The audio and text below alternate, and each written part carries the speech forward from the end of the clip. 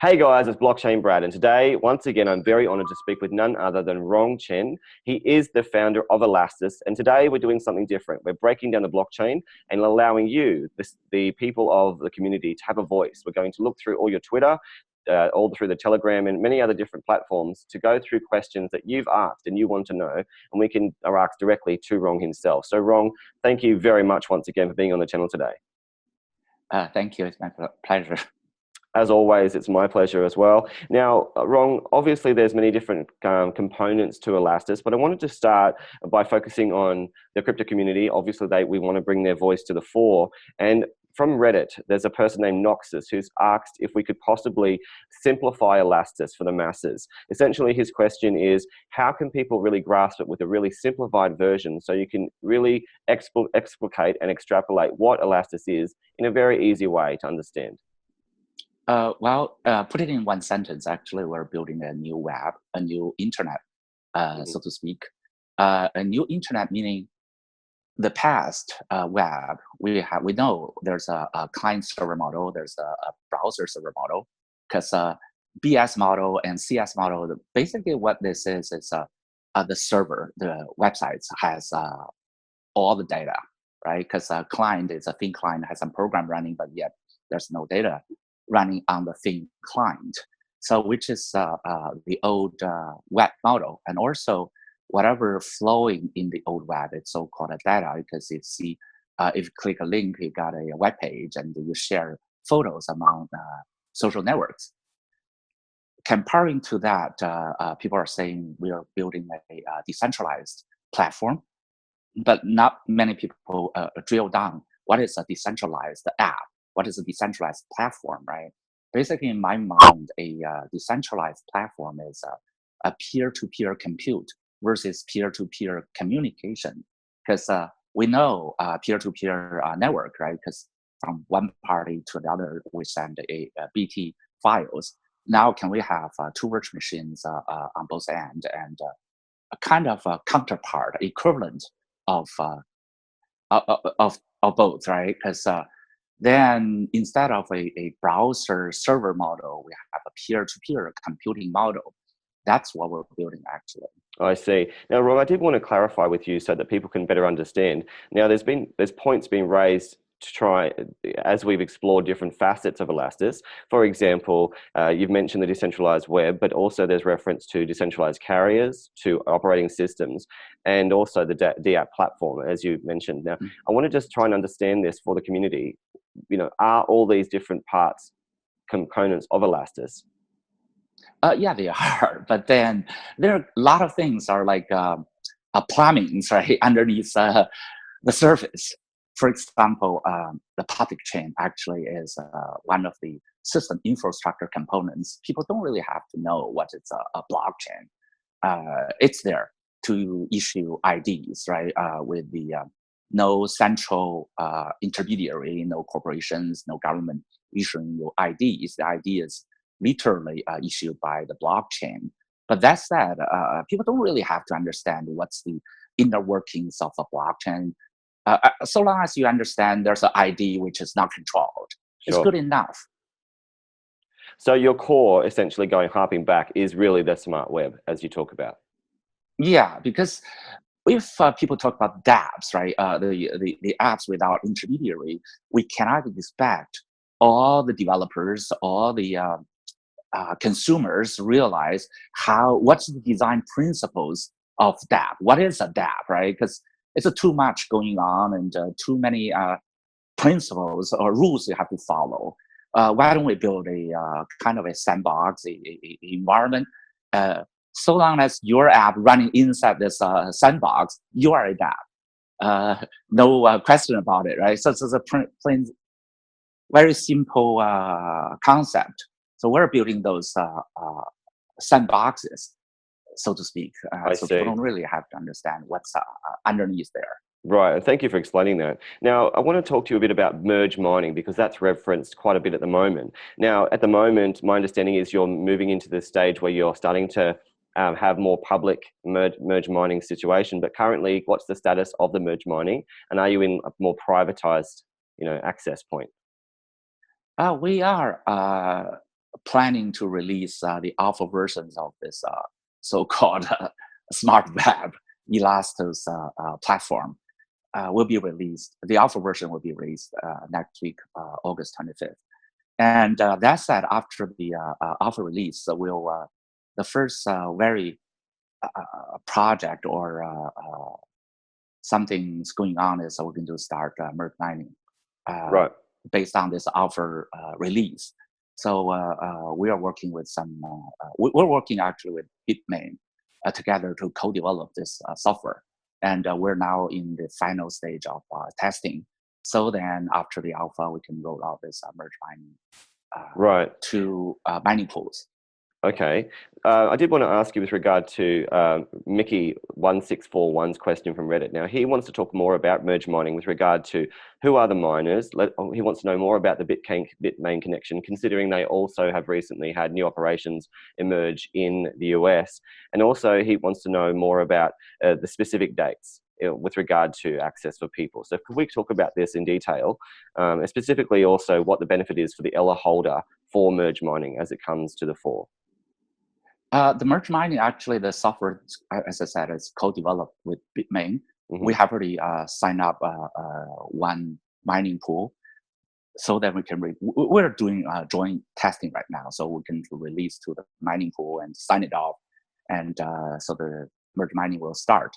That said, actually, the enthusiasts, the fans, they can probably going to get some mining machines, but then they have to collaborate with that mining pool. We don't right now let individuals to mine in their garages. They just have to affiliate it with the mining pool. Just that said, we're still a alpha stage because we don't know. We try our best, right? We try to avoid something like a DAO incident. Sure. In case of the worst scenario happen, we have to roll back. Then because the mining pool, we have a contract and they're going to roll back with us, right? Instead of hard fork the network. So that said, maybe not until 1.0, which is by the end of the year will be beta, and the 1.0 is maybe next August of 2019. We're probably not going to release it to individuals, but we're going to release to more and more mining pools. I see. And Ron, can we talk about that more? Now, you mentioned, the requirements to be in an affiliated. And the mining pools. Right. Because currently a lot of individuals actually they buy mining machines and put them in mining pools, right, to share the proceeds. So what's involved if someone from the public wants to be part of that? Is there a way in which they can do that? Then that's up to the mining pools now. We basically release the code to mining pools, and the mining pools start to mine ELA and BTC at the same time. Mm-hmm. That said, you can expect actually sometime in September, the merge mining will start. And by that time, actually the hash power of mining ELA will be increased dramatically, like 100, let's say, tens of thousand times than today, right? Because we're using PCs right now. Then right. In September, we're going to use literally the BTC mining machines, and you see the hash power between the two is just huge, vastly different. Now, Ron, I wanted to ask you with regard to that Bitmain connection you have. Obviously, Jihan Wu is one of the most prominent sort of people in crypto and in blockchain. What would happen if there were any problems with Bitmain, and what's the kind of risks involved, with having Bitmain as a partner? Well, first of all, they are our angel investor, mm-hmm. and also intentionally, I don't see any intention they want to fork off or they want to back off, right? Because right. After all, this is just some added feature to mining machines, and there are so many.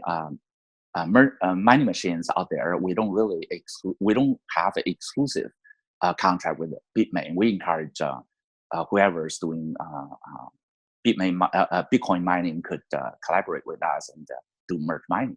Right. Well, you've made that clear, and I appreciate that. Now, if we could talk about another hot topic, and that is the airdrop itself. There's an airdrop coming. Can we talk about that, and also any airdrops that are planned? this is the very first one, right? The big game tokens airdrop to ELA community, which is a kind of very first one. We have to customize our wallet, the web wallet, somewhat. So to add a ERC20 field in it, which is have already been done, and I tried it, and it's still a little cumbersome because you have to add the ERC20 address in it. And in the meantime, people should not have any transactions, otherwise it can be reset, which is not the ideal situation. Right. It's in a way, it's more like well, very first attempt.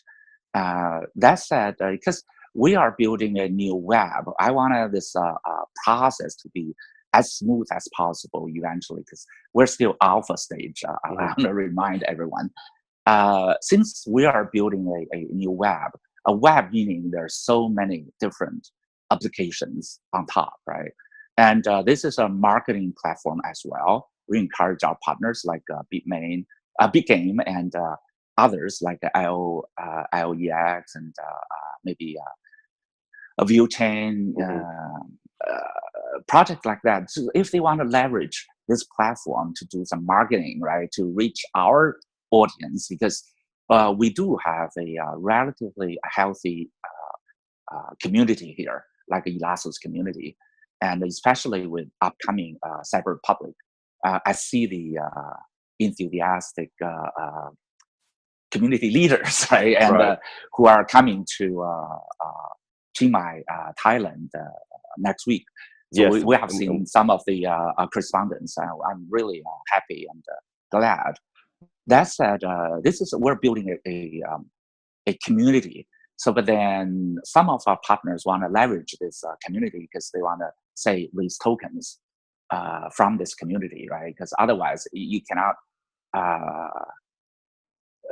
I don't see that every niche of the small projects to set up their own community, Twitter and Telegram, to manage tens of thousands of fans and communicate with them, because we want to build a joined community, so to speak, right? And so that's where airdrop helps people awareness of this new projects. So we're kind of building a communication channel here to let the community know, okay, there's a new project going, and what is this new project, and that's what this airdrop is all about. It's not really about in terms of money. Of course, each little piece counts, but then if you see just one project, it's not going to be much, right? Right. So it's about building the ecosystem, essentially, as you're saying, it is. and collaborating with projects that obviously you believe in as Elastos. Now, I want to talk through more of the opportunity for people to become more aware of the process and the steps that they may need to know when they transition, when they prepare for this airdrop. There are instructions out there on our website and the public numbers and in the social groups. Our admins would be happy to give them instructions. Sure. I'll put a link down below. I'll find that link for you and I'll put it down. Right now, the process is not as smooth, as I mentioned. But then we are building, after this alpha release, we're going to build so-called personal cloud drives, right? Because we have already got the carrier working, got the peer-to-peer network, smart web working right now. And next step, we should be able to build personal cloud drives, like associated with your DID.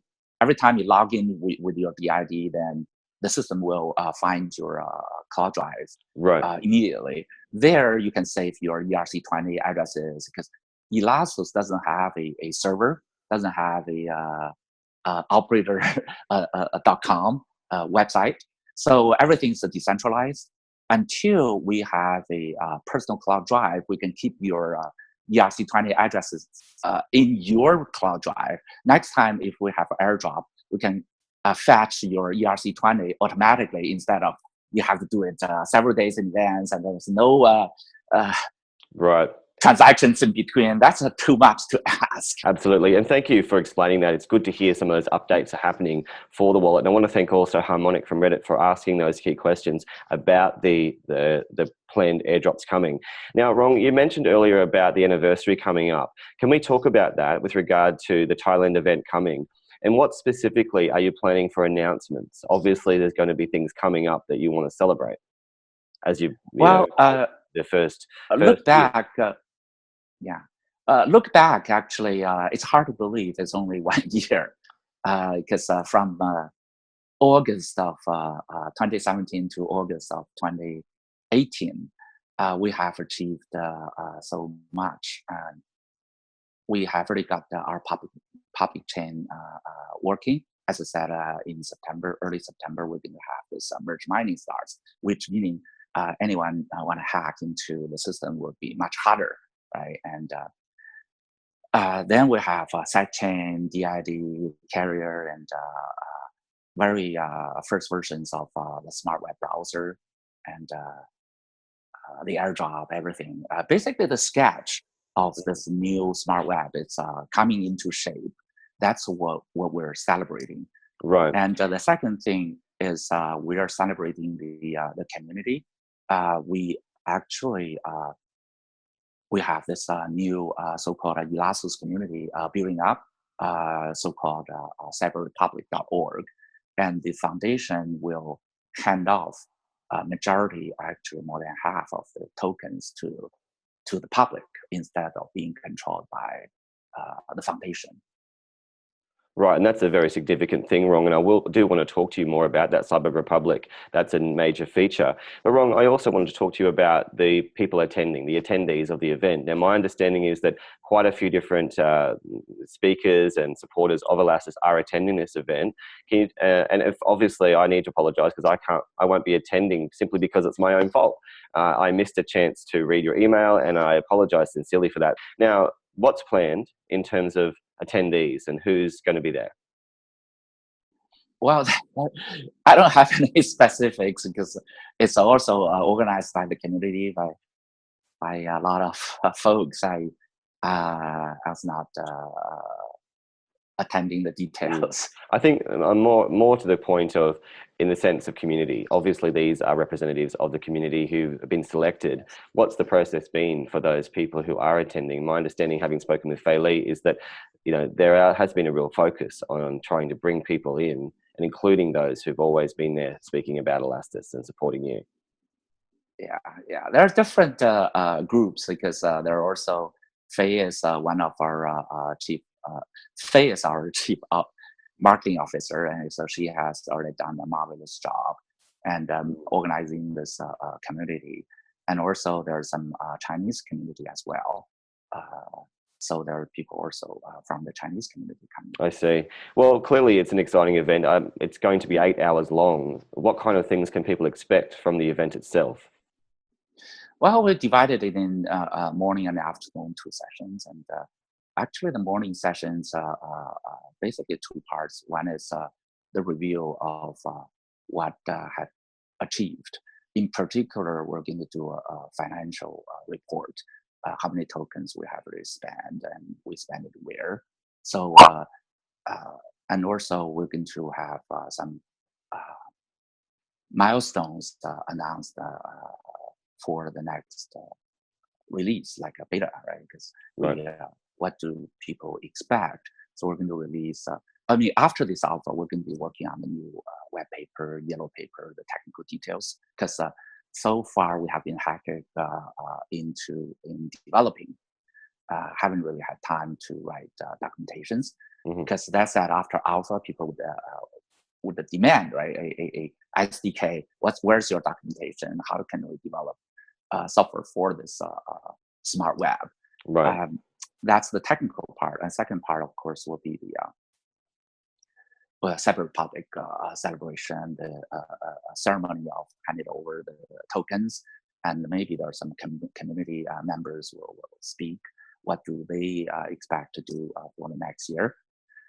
In the afternoon session, it's very much like a meetup, because we have already done so many meetups in Europe, in America, in China.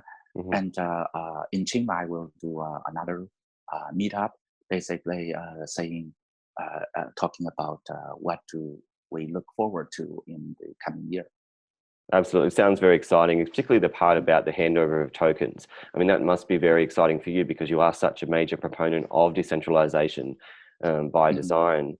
And no doubt many people would be excited about being part of that experience. So congratulations as you move forward into the first year and anniversary. Now, if we could move across to a Telegram question from Chansu. He wanted to ask specifically about masternodes and sidechains. Can you talk us through those 2 points and why they are important to the Elastis design? Well, we don't really have too much details for the supernodes or DPoS at this point. Actually, the sidechain is working now, but we haven't really decided the final details of the voting procedures and etc. But conceptually, why we need supernodes or the DPoS, right? Because we have a very unique blockchain architecture. We have the foundation layer, we have the merge mining public chain with Bitmain, Bitcoin merge mining. That's the POW. And at the carrier level, we have this DPoS and supernodes architecture.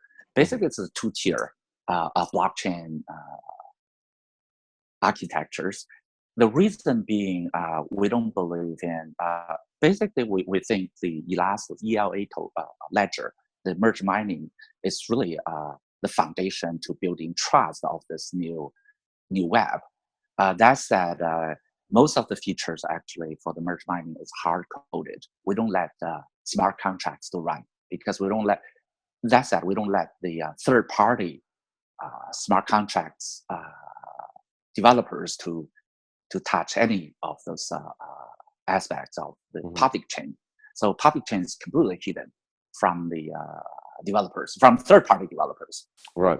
Because we have a very, very strict rules about it. Like if people understand operating systems, there's very strict rules about what is the system software, what is the application software, right? We don't mix the two. And that said, the second tier really is for the third-party smart contracts, third-party developers, right? And like it's very much like third-party applications. Right. The carrier actually is the cutoff line. And if you think of, if you build some consensus for supply chains or for a bank, for some insurance, right? And do they really need 6,000 nodes of consensus? They need whatever the relevant parties to have consensus. And also they need to have multiple instances. That's a key word because we don't believe in one chain solve everybody's problems, right? That's impossible. Right. So now we are actually in the middle of porting EVM, Ethereum virtual machine to our sidechains. We are porting Neo smart contracts onto Elastos sidechains. Not only they're running on sidechains, right? They will be running on multiple instances of sidechains. So in a way, we expect to have one instruction to build a Ethereum sidechain. So then on the smart web, we could literally have thousands of Ethereum sidechains running in parallel. I see. Correct?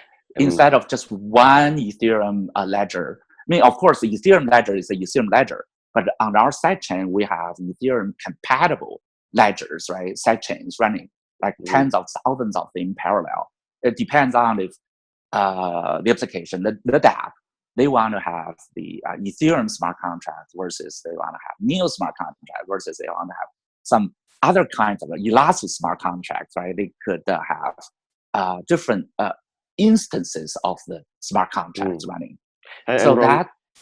Sorry to interrupt, but you've made it very clear, Ron, that you don't discriminate between these different platforms. You know, essentially, there's been a lot of discussion about Neo, and I want to talk to you about that later with some of the questions. But essentially, you're really focused on being a conduit or an access point via smart contracts for these primary platforms right now, as Ethereum and Neo, as two examples.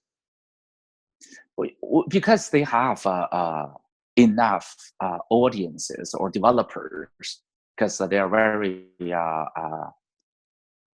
they're one of the leaders, right? Because like Ethereum, Neo, they're all leaders of this dApps community. So we want to, of course, embrace the communities there, the Absolutely. smart contract developers there. I appreciate that. And I think many of the community also do, because they wanted to understand more about the connections, particularly with Neo, and we'll go into that. Now, Ron, I want to talk about value with regard to essentially, that you're mentioning of value internet. And this question came from Kumbi from Reddit. Now, how can Elastis be regarded as a decentralized value internet, or more importantly, a value carrier in terms of money, this reference point? Money. I mean, money is just one token. This is one thing, right? Because the blockchain technology has proved more or less, right? Because people can transfer tokens peer to peer. Of course, there's some arguments which blockchain technology is more trustworthy, and which is faster, which is more reliable. That's not for us to argue, but we are emphasizing a different aspect of transfer value.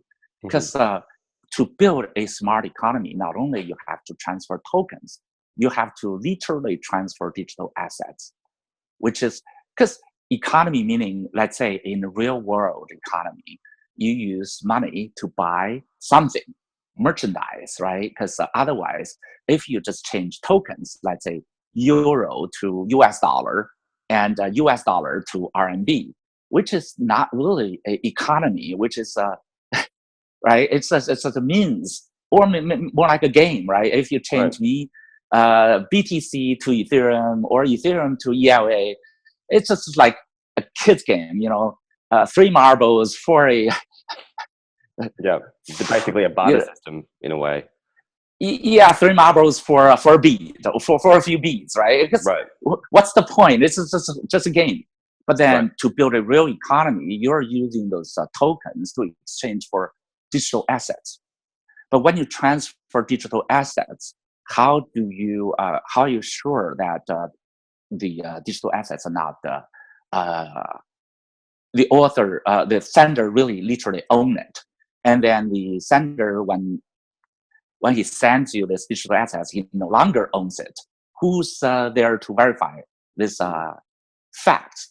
And also, when you transfer digital assets, who's guaranteeing the assets doesn't have a piracy copy, right? Because people along the way could do piracies. So those things have to be, in a way, guaranteed by the system. Otherwise, you're not going to build a smart economy. So if you see, the system need to have a place to verify, validate. The sender no longer owns the asset. The receiver now is the new owner of this asset, right? So that's not the token's responsibility. Actually, it's somebody else's responsibility to make sure the assets literally has transferred. Right. So essentially what you're saying is, for the first time, via this decentralized mechanism, it provides for value for the user, because they can essentially tokenize and they can automate their own point of value as they utilize the system. Is that what you mean when you're talking about value? Is it gives more value to the person at the value? Literally, I mean, value is something not only, right? Token is of value, of course, but anything that other than tokens, say a ebook, a movie, a game, any virtual assets, digital assets of yours can be transferred, right?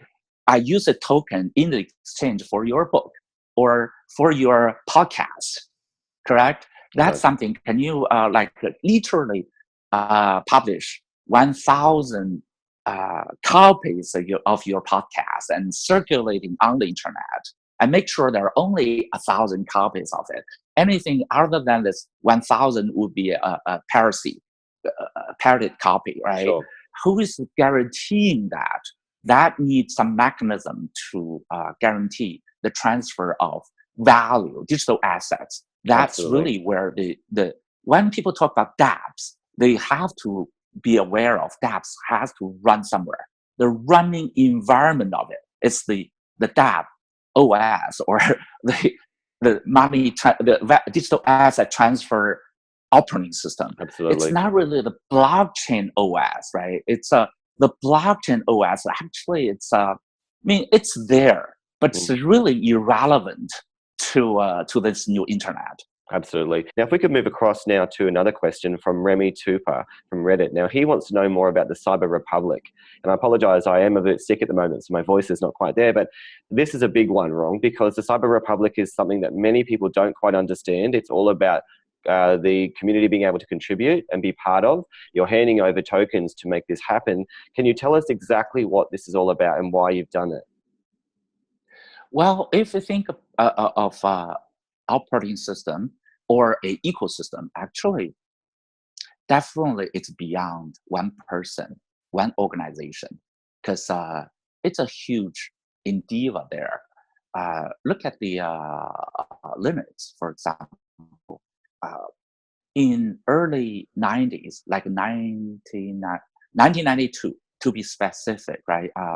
Linux was a very, very small project comparing to like professional institutions operating system like IBM, OS2, and Microsoft Windows, or Apple at that time, Macintosh. But then with the contributions or awareness of this new internet coming, actually what makes Linux successful is not really, not only the open source community, actually it came at the right time of the browser.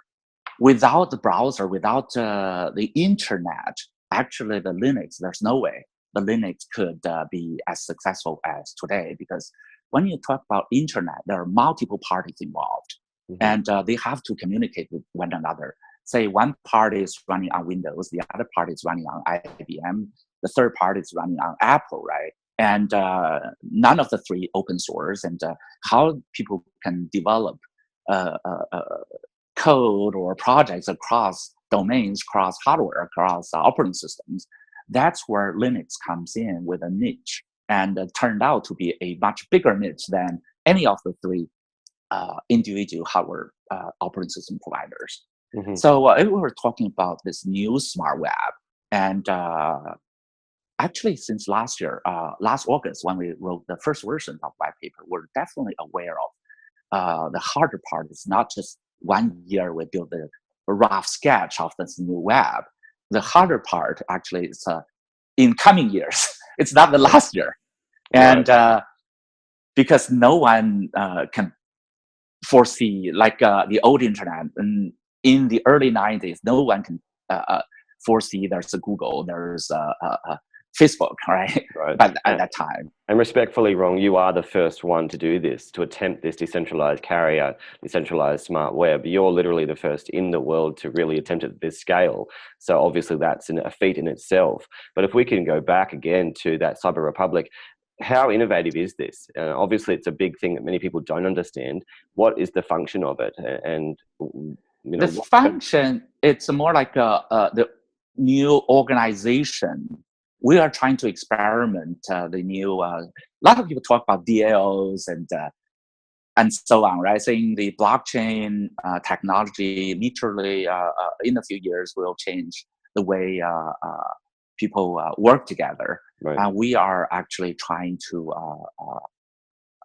We're doing some experiments. We're trying to see, right? What we don't really know exactly what's going to happen. But then what we do know is we are building a programmable community.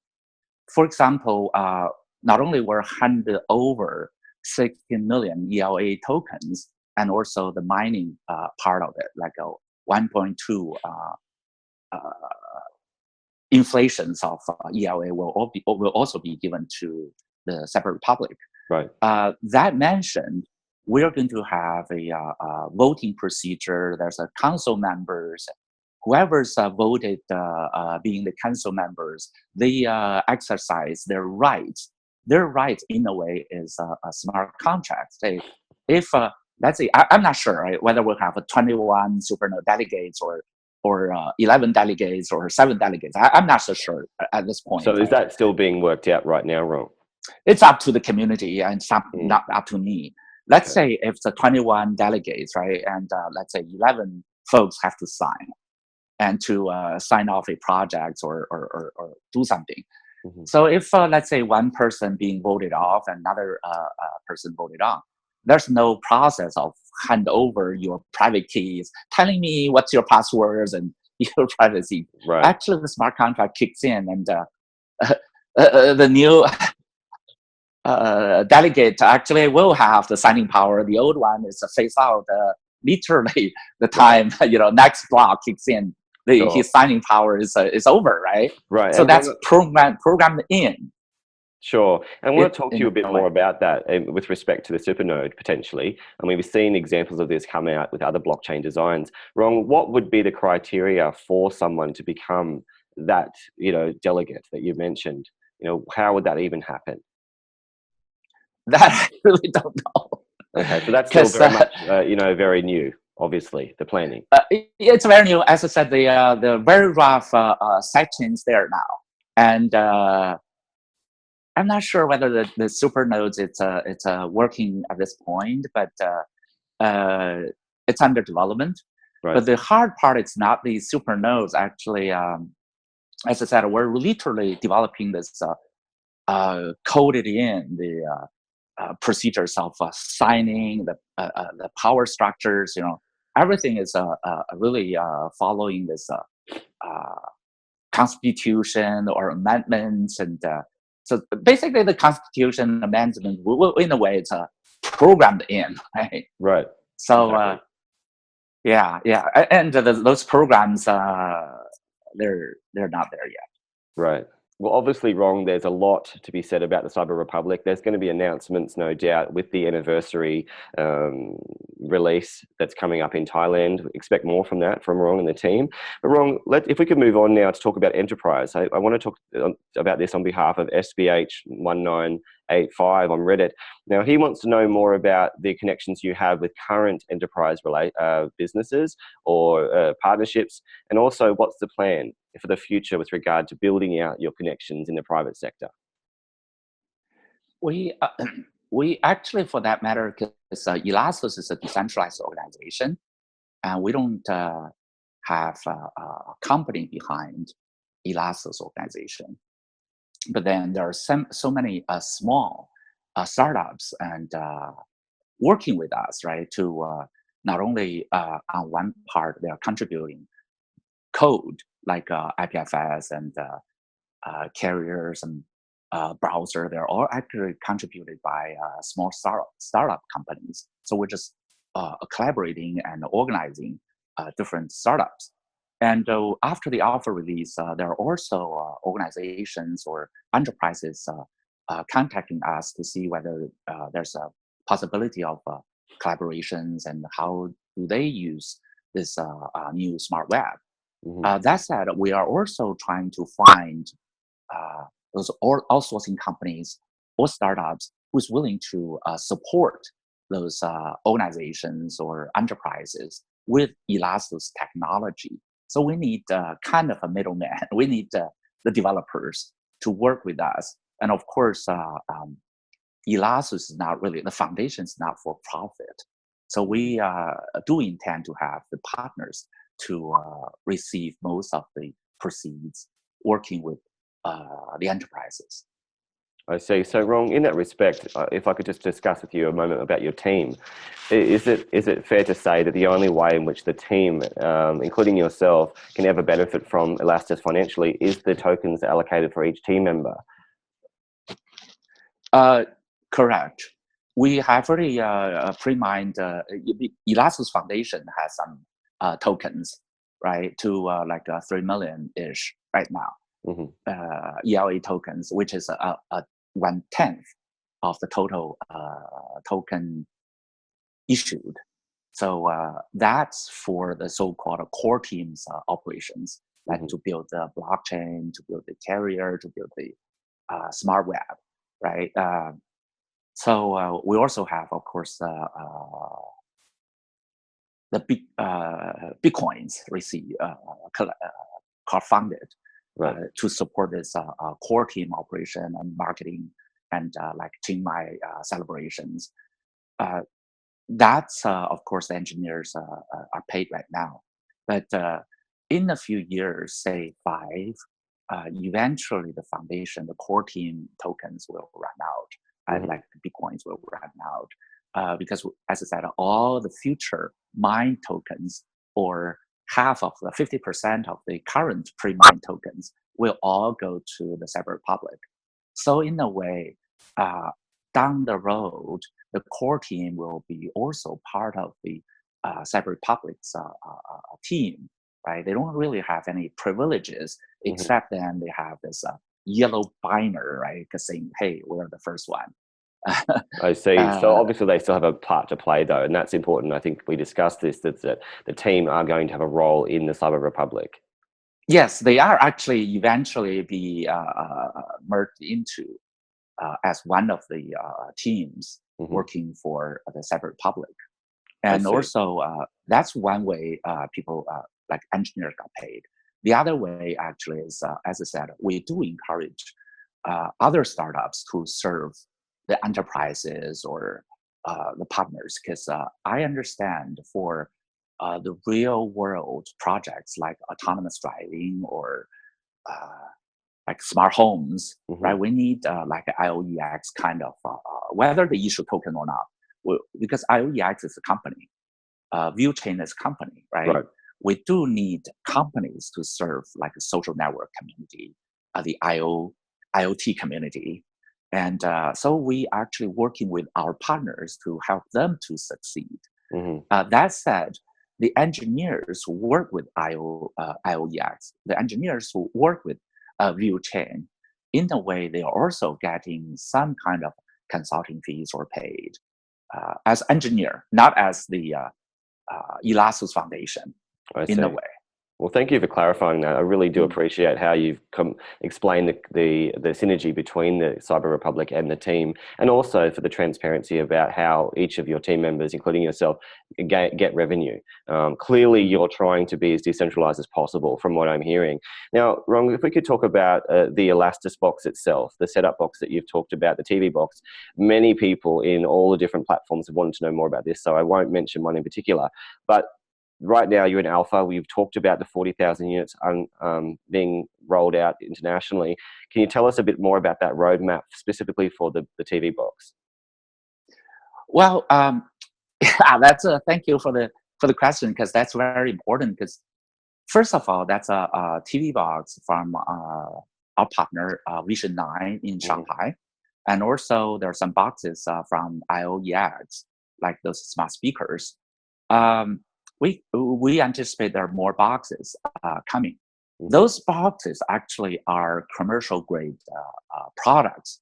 We don't claim actually Elastos is the major uh, part of the software, right? It's a really a minor, very small part of this hardware.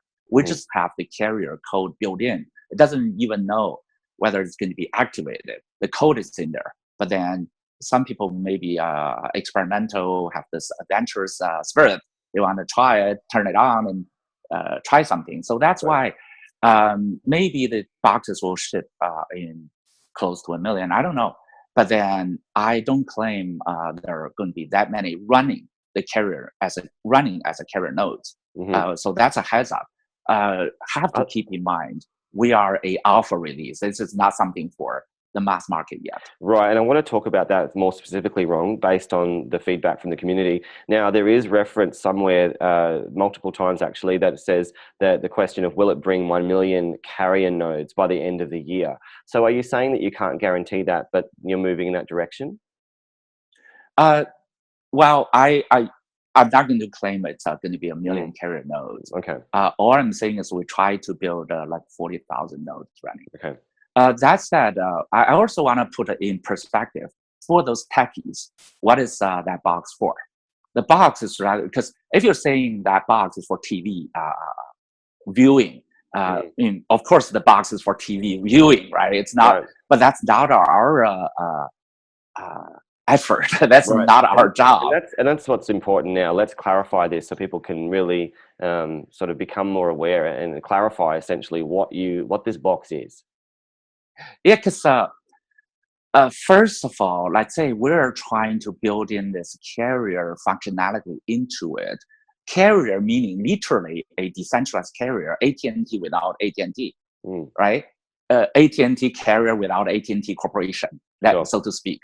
That said, if you go to an AT&T showroom, then there are phones in there. And people can also say, okay, how come the AT&T phone is not good as iPhone? Right. That's not what AT&T is for. AT&T is for the carrier. But then how do they demonstrate the carrier, right?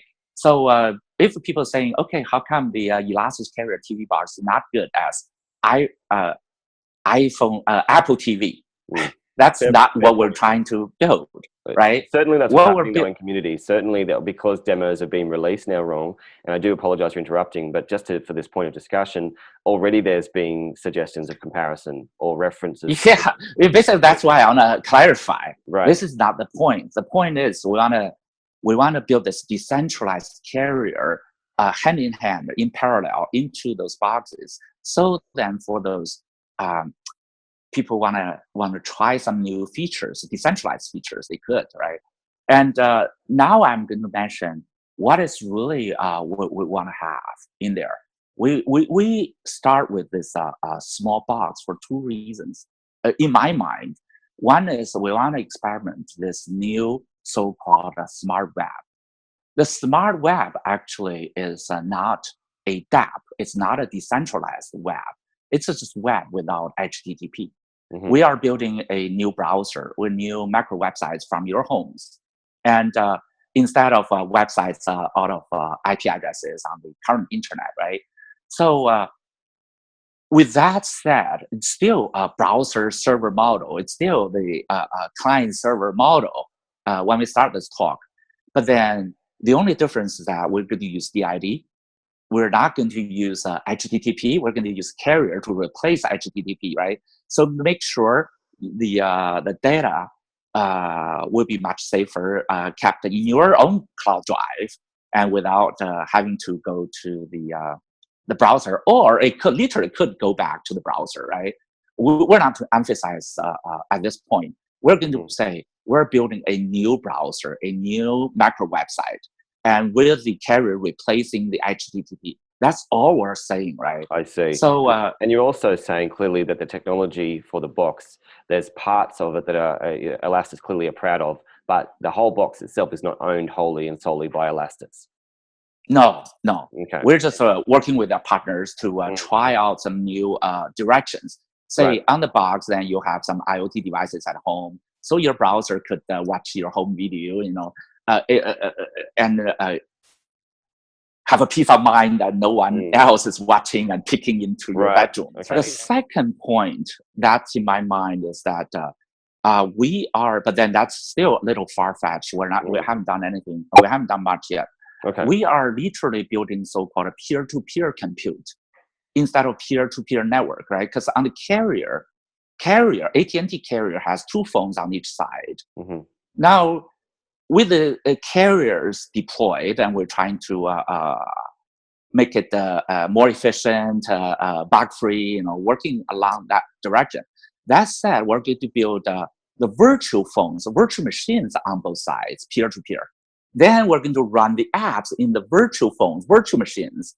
So then we call them peer-to-peer compute environment, right? So instead of the software running literally in the hardware phones, they are running in those software-defined virtual machines peer-to-peer, peer-to-peer compute.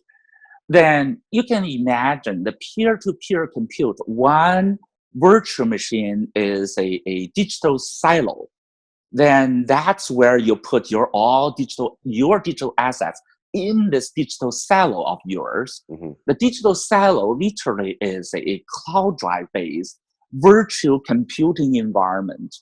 Then there you have a cloud drive, could be based in a Dropbox, could be a NAS, a hardware hard drive from your behind your router at home, or it could be OneDrive, right? Because no one can. You basically you have your own way saying where's your cloud drive. Then when you say where's your cloud drive, then where's your virtual CPU? one CPU is in your phone. The other CPU actually is in Amazon Cloud on top of Docker. Within Docker, there's a Ubuntu. Within Ubuntu, on Ubuntu, you have a Elastic Virtual Machine, and then Elastic Virtual Machine running your services. And services has only one access to your cloud drive, because we're the virtual machine. We don't let you to use the internet to send packets anywhere else but your personal cloud drive. So that literally is a virtual machine with servers as powerful as Amazon's servers and as convenient as the CPU on your phone. That's literally building one digital silo. But then, since everything's virtual, we need somewhere tangible for consumers to turn it off. That's your virtual machine. How can we turn the virtual machine off? We literally need a button. So that box actually is your digital silos button. I see. Because if you can think of the PC, right? Hardware PC, you have button to turn it off. And then if you imagine that hardware PC is a virtual now, you have multiple CPUs, several of them running in the cloud, several of them running in your home devices. And then you have a personal cloud drive being the mass storage. Then how can you turn it off? When you turn off your box, everything is off. Okay, so let's talk about that in the context of why would someone turn it off? What would be the benefit? You know, obviously, because you've referenced this is a virtual system, it allows people to interact because they have that and they can do so independently. Why would they ever want to turn it off, Rong? Because peer-to-peer, if you want to, let's say I'm providing a podcast service, right? Because literally that's a kind of a digital silo would be my new website. Sure. And then if I want to turn it off, I turn it off. Because it's a peer-to-peer compute, just as if I have a computer. Of course, I can keep the computer on 24 hours a day, but then I could also turn it off. And so people don't have any access to my data anymore. I see. So essentially what you're saying is that it functions in many ways as a normal computer, as a PC that people may have in their home with regard to, you know, having access to the network itself. Correct. Okay. Well, thank you so much for the very So detailed... that's why if you're not you know, that's a in my mind, that's the vision, right? So that's a little box, literally that's like $20 a box. I mean, manufacturing cost. Of course, on the market, people have to take some profit, you know, a little bit higher. But $20 a hardware, which is very affordable, but then depends on how you're going to use your computer. Literally, that $20 is a computer. Yeah. Say if you have some photos put in your flash card and you want to send to your relatives, and that box is powerful enough, right? So it's free. You don't have to rent virtual machines from Amazon. And with your phones accessing your box, you're building a home, your own digital silo, your home computer yourself. And then if you want to reach tens of thousands of audience, maybe you want to buy some computation power from Amazon. If you want to buy some file storage from Filecoin, right? So if you buy bandwidth from some kind of bandwidth service providers, then literally you're assembling a new, much more powerful personal computer, personal cloud computer of yours. It's very interesting. In the past, you have personal computers. Now we are building personal cloud computers. I see. It's still a PC. Right. Now, with that PCC approach, Rong, what I did want to ask you is, do you envision that this will be the first iteration of new technologies that come to the market with the collaboration you have with different hardware providers? Is this perhaps like version 1 that we see as the box itself? It's not. It's only in my mind. It's not even built yet. I'm just talking about it because we do have Elastic Virtual Machine right now running on Ubuntu. We do have Elastic runtime running on phones. We do have cloud drives. We do have that little switch box there, right? You do. So they are all like all the pieces are pretty much there now. I see. And could we do it within a year, right? I encourage those startups help us, working with us, and to make this dream come true. Absolutely. Well, Rong, thank you for that very detailed explanation about the box itself. Now, if we could talk about partnerships, that is also something on the tip of the tongue of many different followers of Elastus, particularly from Reddit. There's some there, and again, I won't mention one particular name because it was such a prevalent question. But there was a lot of references about the SAIC, the motor company partnership, specifically about autonomous cars. Can we talk about that and update us on exactly whether or not that's going to continue? Yeah, that's a good question because a lot of people are actually confused. The project back in 2015, 2016, October of 2016 or summer of 2016, we started a project. At that time was before the Elastus Foundation. We started a project working with Shanghai Motor, the SAC, for some experiments, and we ported, because at that time we were also building a Elastus phone at that time. So we built I did a demo actually on the YouTube. We do have the phone running Elastus. Basically, it's a C++ version of Android. Right. And we put that software to a central control unit of SAC, so that we can run map and run some of the apps on this central control unit, right? And we did that. So the whole reason is for at that time we were building a industrial strength IoT network carrier. So comparing to current Elastus carrier, which is decentralized, open source, blockchain driven, at that time the carrier literally has a website, right? And running this peer-to-peer network. Because we are under Foxconn's investment, we have the code under working, and we intend to collaborate with Shanghai Motor, and if they want to run it, we hand over the source code and help them running the industrial strength IoT network, right? So that we can manage all the network traffics without letting the application running in the cars to touch the network.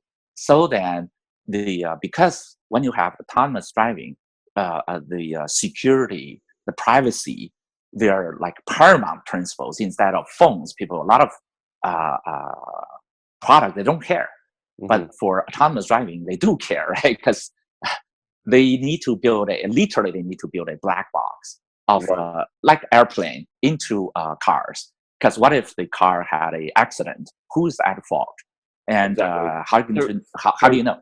So, Rong, in that sense, is the SAIC partnership still current? That's what people really want to know. No, they are not. They are not. Because that was, as I said, that was a collaboration between Foxconn's investments and under subsidiary of Foxconn, right? And under Sure. And I'm sorry to interrupt, but you've referenced before when we've discussed this that the Foxconn is no longer a direct partnership with Elastus. Is that correct? Correct. Okay. Now, if we could move across to Alibaba, to Tencent, to Huawei, I want to talk about those three with regard to potential partnerships in the future. Are there any discussions with any of those three at the moment? We of course,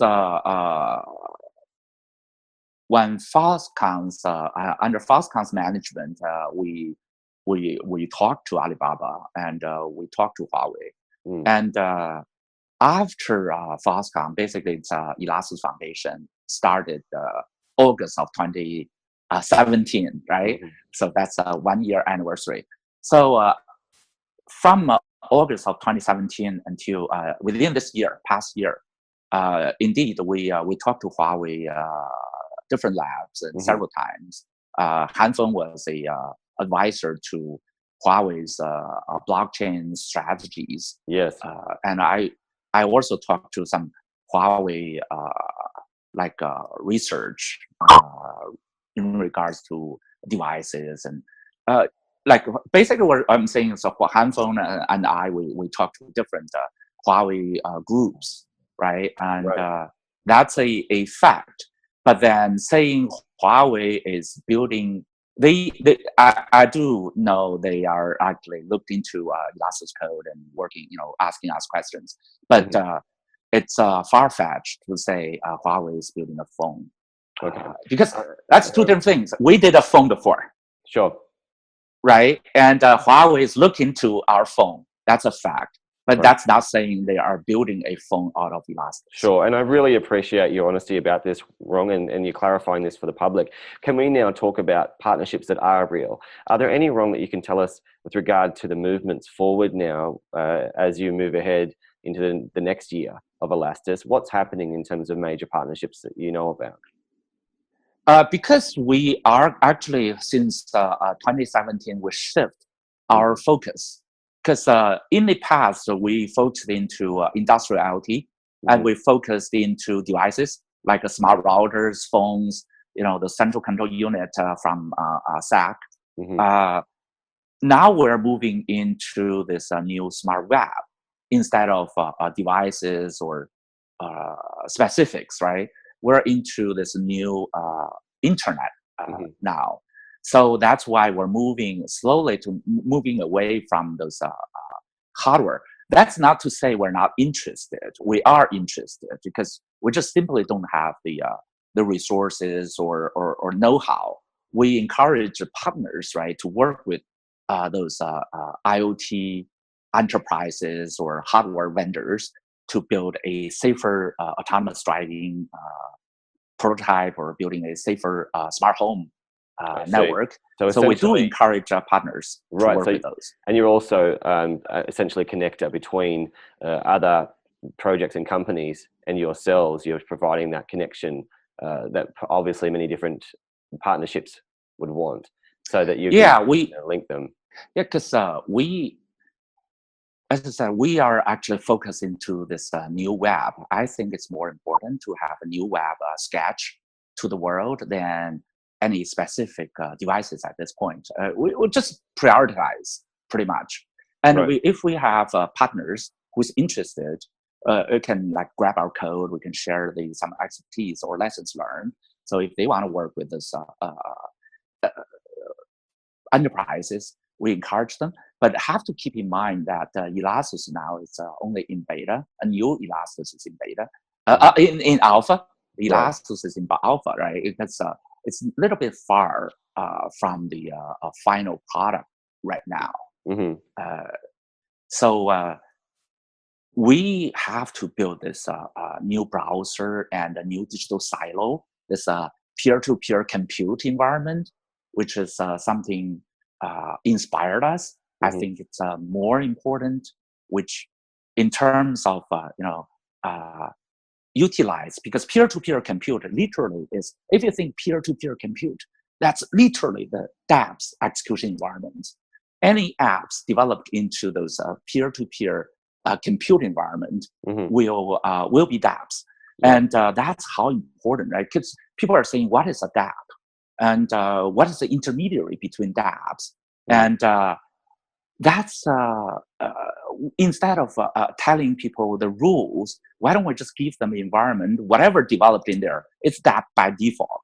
Right. And It's that's what very simple. sure, and that's what Elastis is all about, is giving the environment literally. And you've moved away, as you know, to move back to that last question about partnerships. You've moved away from that core focus that you initially had of building out big partnerships to more building out this environment itself and allowing for a platform for it to become more organic internationally. So you have really progressed in that respect from the beginning. Now, if we could talk about the Neo and Elastis connection more specifically, Ron, this comes from a question from ACW on Reddit. He just wants to know specifically about what is the direct connection. Is there anything beyond the smart contract? Is there anything at all that's unique about the Neo and Elastis connection? Obviously, we've had other YouTubers speak about this and make their own inferences, but asking you directly is probably the best source. Well, people are aware of that. Neo, quite a few key personnel from Neo, they are our angel investors. Yes. And also we are aware of that. Neo has a big developer community, especially overseas, outside China. Sure. So that's why we are porting new smart contracts onto Elastos set chains, because basically we follow wherever the market is, wherever there's more smart contract developers. Sorry, Ron, but out of respect for obviously people who want to know if there is a unique connection, is there anything unique? Because we've referenced Ethereum and how they're going to onboard onto the system potentially. Is there anything that Ethereum can, anything that Neo is going to do differently because of obviously the special financial interests that Neo have in Elastos? Well, we are actually two different public chains. Right? Because Neo has its own public chain and Elastos has its own public chain. Right. And our public chain is customized for this new smart web. So in terms of public chains, we're two different communities and two different public chains. Sure. And the reason I ask this is clearly there's not any special relationship then in that respect with regard to technology, with regard to anything more than the 2 points you mentioned, the smart contracts coming, but the funding is perhaps the primary differentiation. Or differentiator in that Neo did support it as an initial angel investor. But let's talk now about ontology with regard to DIDs as well. Are there any relationships you're building with ontology with regard to the future of Elastos? In the future, I cannot tell, but then currently Elastos DID is not based on ontology. It's actually completely homegrown and custom built by ourselves. Well, thank you very much for clarifying that. Now, if we could talk about from Culty Boy from Reddit, he wants to know about creative content with regard to, can you talk us through how a person can actually be rewarded directly by utilizing the Elastos network as opposed to something like, YouTube or, any other platform for content creation? Well, we are building of this, as mentioned, this peer-to-peer compute environment. So then people would finally realize this dream of you own your own data instead of when you make videos, so you put it in your own digital silo instead of upload it to YouTube. And but that said, that's a dream. And when you own your own data, have you think of how you to market your data, right? Because if you upload to YouTube, YouTube will market for you, and of course, whether it's fair to give you this share, that's a different issue. But then there are so many different, things involved, right? You own your own data. We're trying to build this environment. We're also trying to help to build a decentralized marketing engine to help those individuals to market. And we're also trying to build this decentralized, like working with like Big Game, for example, to exchange tokens. So then, because Big Game working with us, so then those app tokens, right? If the app tokens are going up to those token exchanges because the listing fee is too high, and so we're working with Big Game, so then those tokens will be listed more or less for free. And so then, any individual, you can issue literally your own token and share with some others and swap tokens. Right. So those are kind of the infrastructures we're building currently.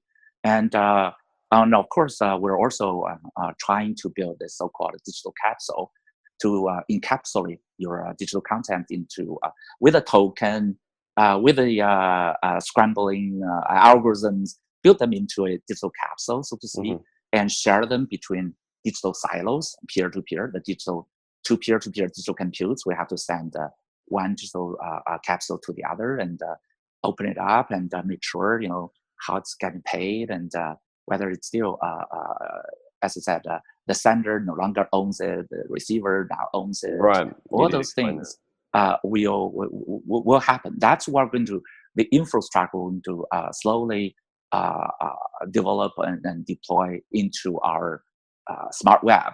So that's probably for next year. Right. And that, whether people see value, that whether people see value, it's up to the developers and Right. users. And clearly, Rong, you have built in key rewards and incentive systems for encouraging and fostering more of the applications and utility of your ecosystem. Now, if we could talk about a more challenging, more contentious issue of exchanges. Now, that is also something that's come from many different followers on Reddit and other platforms. One in particular is one by One Lost King One on Reddit. He wants to know more about Binance and other exchanges. So I want to bring that to you because we have seen in the past, you know, an effort from Elastus to get on Binance.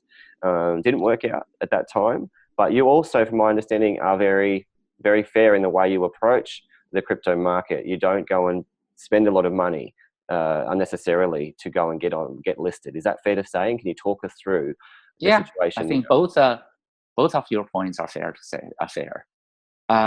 Because people have to keep in mind that Elastos ELA token, by all means, we intend to make it a utility token instead of a security token. That said, trading on exchanges is only one aspect of ELAs.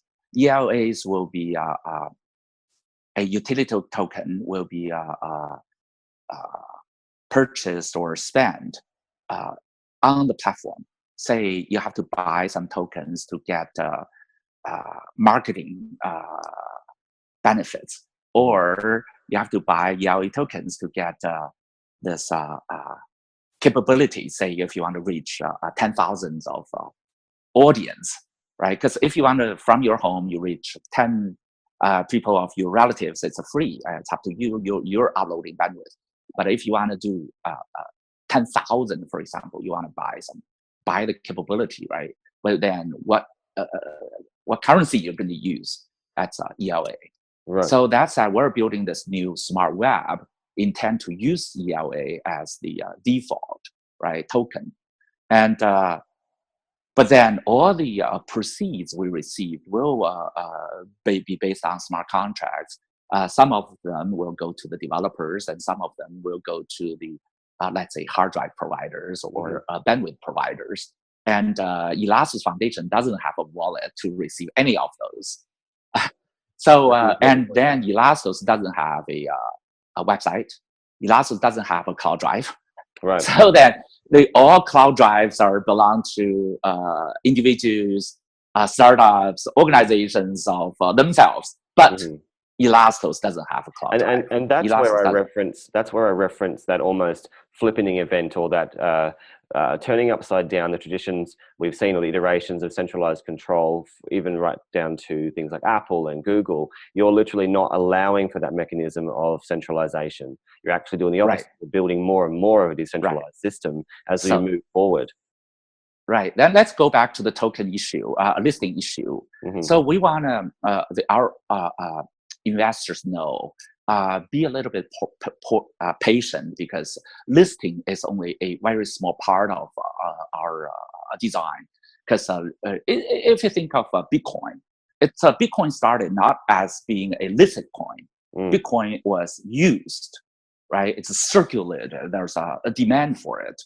But then because we're moving into alpha, we're moving into beta, we will see more and more usage of ELA instead of trading of ELA, right? So if people sharing this dream with us, and you have to be a little bit of patient and bearing with us, that's the key point of it.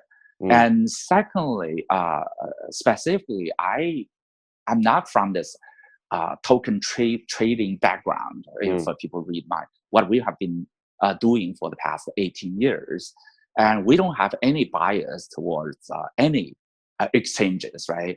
And we have in this alpha release coming, we also have already developed our own SPV wallet, which is a peer-to-peer wallet that can light enough to build into phones, PCs, any hardware gadgets today. So then people can use this SPV. We're also going to open source this SPV wallet. Coming with this alpha release, we have this smart web browser coming, and with a built-in wallet, will be there, right, in a week.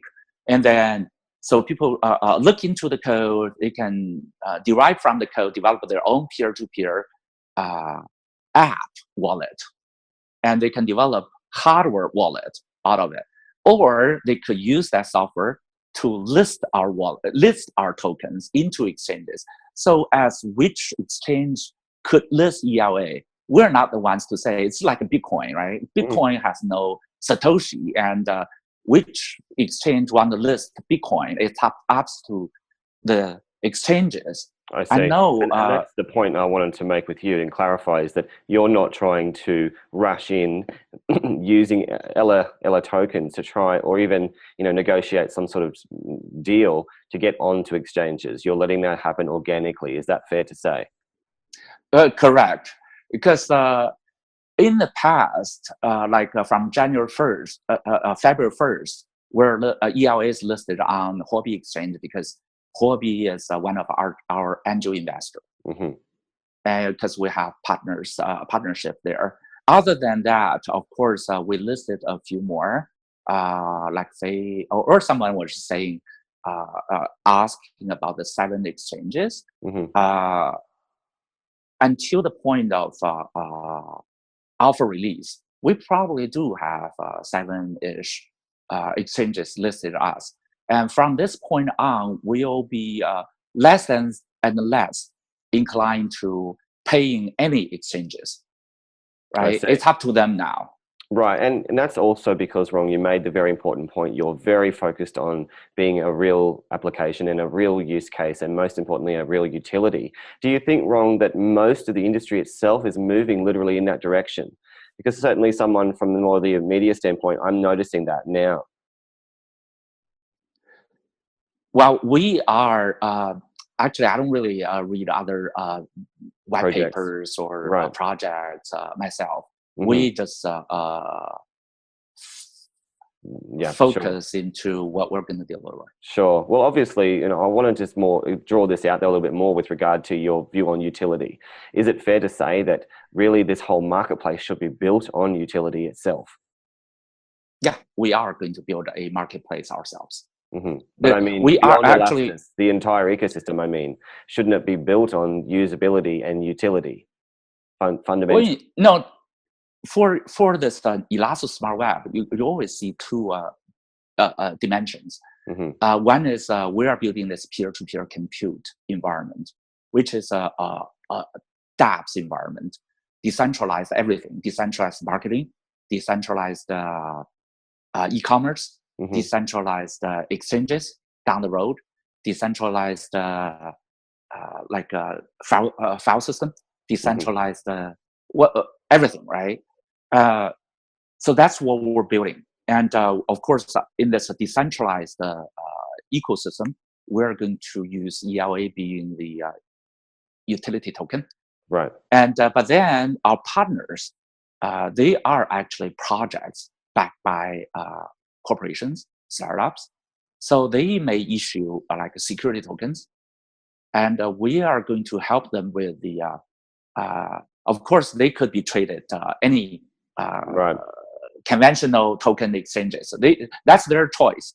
But we'll also help the small players building like the free token exchanges like Bitgain. Thank you so much on top of our platform. Thank you for clarifying that. And obviously, when we talk about security tokens, that's no different to Wall Street merging with the blockchain, in the sense that there are going to be, companies emerge in this domain that are going to be treated as investments specifically. Right. Thank you, Rong, for that. Now, I want to talk to you about your team. And this is an important question from many different community members.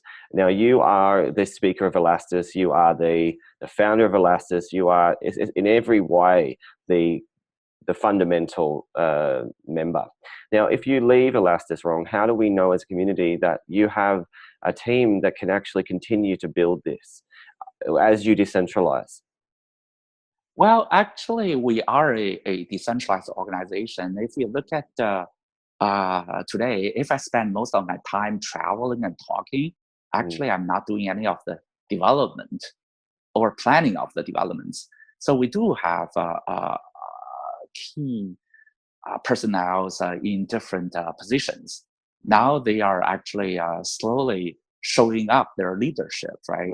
Demonstrate their leaderships, and I'm very confident that they're moving actually very smoothly currently today.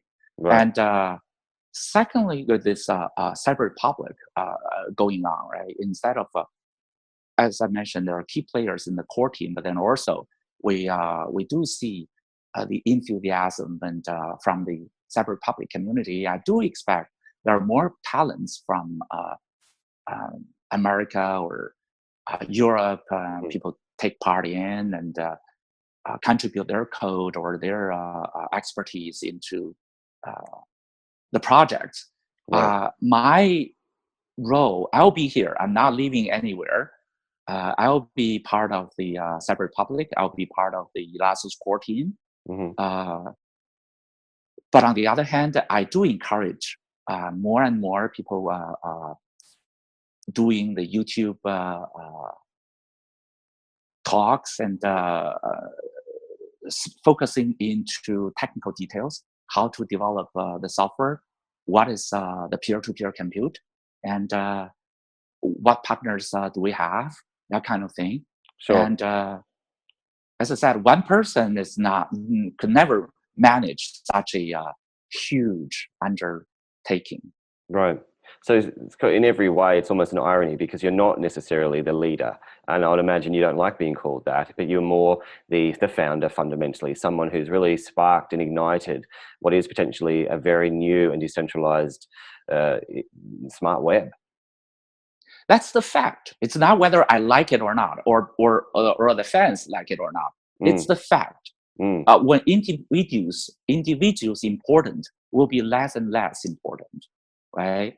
To the fact, actually, it's really irrelevant. And I really appreciate people. I appreciate people respect me, but then because I do work for so many years, right? And of course, people will be happy to see those praises, of course, but then in reality, it's really, really irrelevant. It's not important. Out of respect, though, Rong, that is what makes you exceptional in having spoken to so many different CEOs and founders, is that you really are a proponent of not being that leader and not really becoming that CEO-like representative, but rather lead out something that is genuinely more egalitarian. So I appreciate a lot of the things you are saying today, and thank you so much for your time. Can we talk about now one question from the cryptologist from Reddit? He just wants to know with regard to the token burn, the release of the tokens themselves, the release dates rather, and also the dates of when these coins will be burned. Is there any publication out there to explain this happening, Rong? I thought there's a list or some people writing up a little memo. Actually, August 1st, right? There's a lockup release of 2 million locked up tokens for the first group of token investors, which is, of course, the decision was made some time ago, and good or bad, we have to stick with our words. Sure. And of course, I do see it affected the token prices of the market because it's been dropping.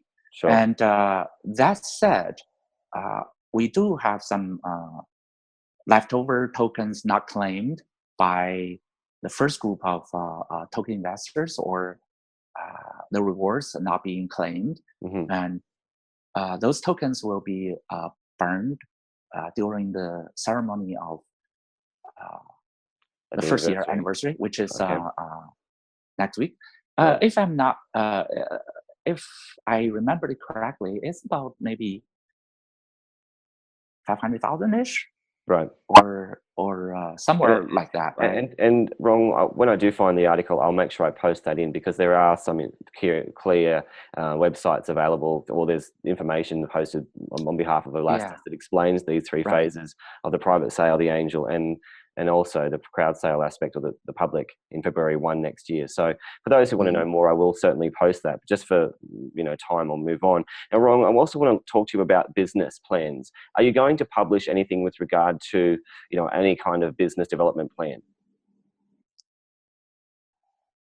We are going to have milestones because during the anniversary, we're going to do a review of what's happened last year, good or bad, and also we're going to have some discussions with the organization, with community, with developers together. So we're going to come up with the milestone development